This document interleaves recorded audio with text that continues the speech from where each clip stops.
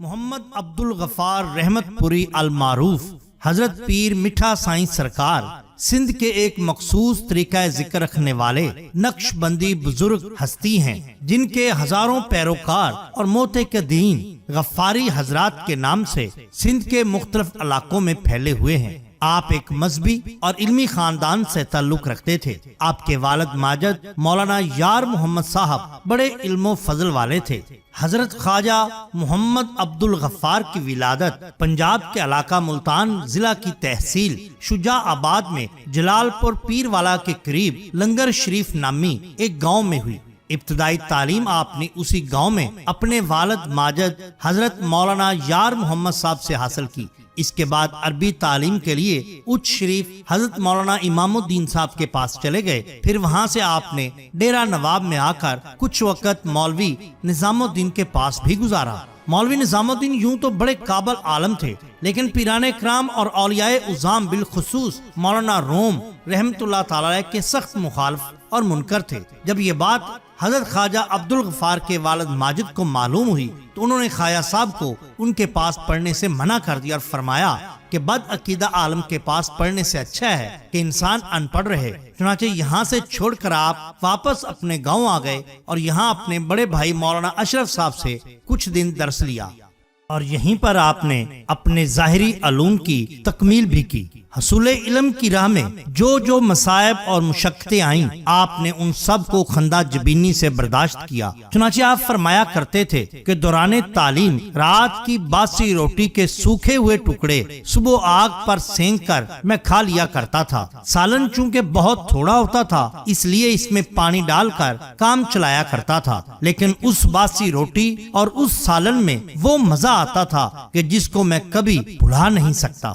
علم ظاہر کی تکمیل کے بعد آپ علم باطن کی تحصیل کی طرف متوجہ ہوئے، تو چونکہ آپ کا آبائی طریقہ قادریہ تھا، اس لیے آپ اسی سلسلہ میں خواجہ حافظ محمد فتح صاحب سے بیعت ہوئے۔ وہ ایک بہت بڑے متوکل عالم، با عمل، سادہ مگر بڑے باروب روحانی بزرگ تھے۔ آپ کے روب اور دبدبا کا یہ عالم تھا کہ کسی کو آپ کے سامنے بے دھڑک بولنے کی ہمت نہ ہوتی تھی۔ ابھی راہ سلوک کے مسافری تھے کہ آپ کے مرشد کا انتقال ہو گیا اور آپ کے علم باطن کی تکمیل ادھوری رہ گئی۔ مرشد کے انتقال کے بعد آپ کسی کامل رہبر اور ولی برحق کی تلاش میں کافی عرصہ تک حیران اور سرگردہ رہے۔ آخر خدا نے رہبری فرمائی اور خواجہ محمد سراج الدین نقش بندی جیسے بزرگ کے خلیفہ خواجہ پیر فضل علی قریشی رحمت اللہ تعالی کی ذات عطا فرمائی، جنہوں نے آپ کی باطنی تکمیل کر کے آپ کو خلافت اور اجازت سے سرفراز فرمایا۔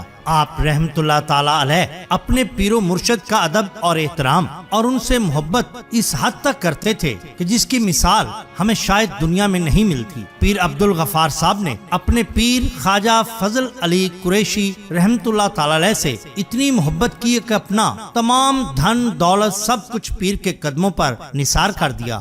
باغ اور زمینوں کی وہ آبائی ملکیت جو آپ کو ورثہ میں ملی تھی، سب پیر کے لنگر خانے کے لیے وقف کر دی اور خیرات کر دی، حتیٰ کہ اپنی بیٹی بھی پیر کے نکاح میں دے دی۔ اور ادب کا یہ عالم کہ پیر کی درگاہ پر کبھی آپ نے اپنے پاؤں میں جوتی نہیں پہنی۔ ناظرین کرام، ایک ہم ہیں کہ جو اپنے پیر و مرشد کے نام پر کچھ بانٹ بھی نہیں سکتے، حصہ بھی نہیں ڈال سکتے، لیکن یہ شان ہے اولیاء اللہ کی کہ قضائے حاجت کے لیے درگاہ سے بہت دور چلے جاتے تھے، حتیٰ کہ آستانہ مرشد کے قریب و جوار کی کوئی مٹی بھی بطور ڈھیلے کے کبھی استعمال نہیں کی۔ جب آپ سندھ سے اپنے مرشد کی خدمت میں حاضر ہوتے تو سینکڑوں آپ کے مرید آپ کے ہمراہ ہوتے، لیکن مرشد خانہ کے ادب کی خاطر کسی مرید کو اجازت نہ تھی کہ وہ آپ کی جوتیاں اٹھائے یا آپ کا پانی کسی لوٹے میں بھرے۔ ادب کی خاطر یہ سب کام آپ خود کیا کرتے تھے اور اس کے کرنے میں کوئی آر یا شرم محسوس نہیں کرتے تھے۔ اپنے مرشد کے ہمراہ آپ نے سرہند شریف کا بھی سفر کیا۔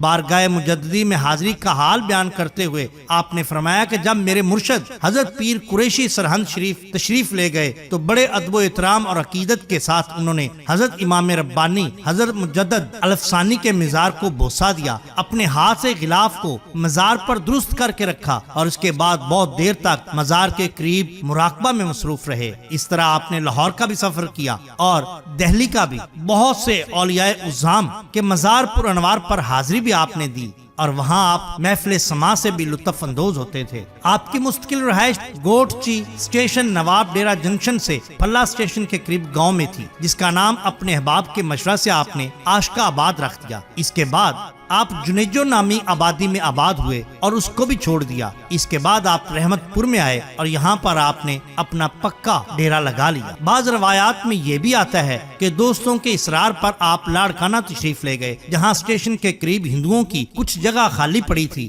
وہاں مستقل رہائش اختیار کی، آستانہ قائم کیا اور پھر اس جگہ کا نام رحمت پور رکھ دیا۔ اس طرح سندھ میں اپنا مرکز قائم کر کے آپ نے تبلیغ کا کام شروع کر دیا۔ آپ رحمت اللہ تعالیٰ علیہ نے فارسی، عربی، اردو اور سرائکی زبانوں میں بہت سی تصانیف کی، جن میں مشہور و معروف یہ ہیں: داستان عشق فارسی، منقبت شریف اپنے پیر کی شان میں اردو، رسالہ ورد القاری فارسی، بیاض فارسی اردو سرائکی، ملفوظات شریف خواجہ فضل علی قریشی رحمت اللہ تعالیٰ علیہ اردو، رسالہ الفقہ عربی، کتاب مجمع الفوائد جن میں انتخاب مسائل تصوف از کتب مختلفہ ہیں، رسالہ انتخاب احادیث عربی۔ اس کے علاوہ آپ نے شاعری بھی کی، توحید، حمد، نعت، مناجات، منقبت، اصلاحی کام وغیرہ بطور شاعری آپ نے لوگوں کے سامنے پیش کی۔